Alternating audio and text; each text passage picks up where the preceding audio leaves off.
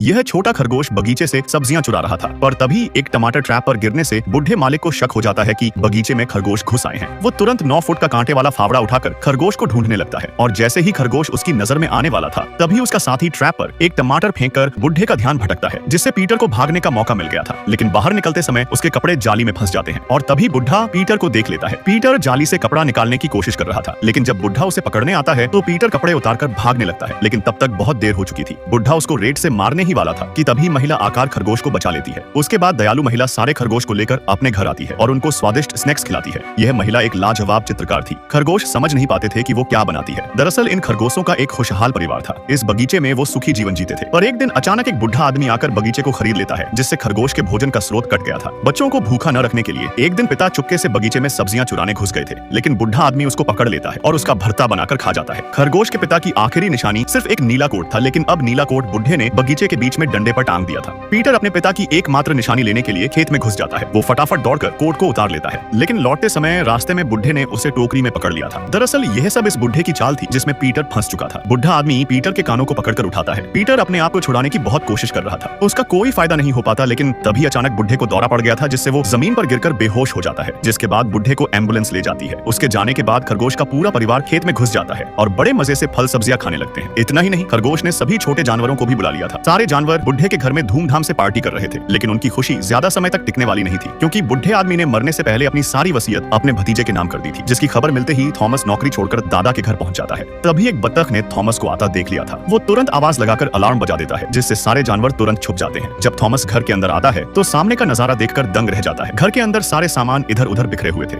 ऐसी हालत देखकर थॉमस जैसे ही सोफे पर बैठा, तभी अचानक सोफे पर कुछ खड़ा होने लगा था और जब थॉमस कपड़े को हटाकर देखता है तो डर के मारे जोर से चिल्लाने लगता है, जिसको देखकर सुअर भी चिल्लाने लगा था। तभी एक हिरन बाहर निकल कर आता है और देखते ही देखते सारे जानवर भी बाहर निकलकर घर से भाग जाते हैं। अगले दिन थॉमस घर की सफाई करता है और बगीचे की बाड़ को लगाता है। फिर अंदर आने के सारे छेद को पत्थर से बंद कर देता है। यह देखकर खरगोश टेंशन में आ जाते हैं, पर पीटर ने अभी हार नहीं मानी थी।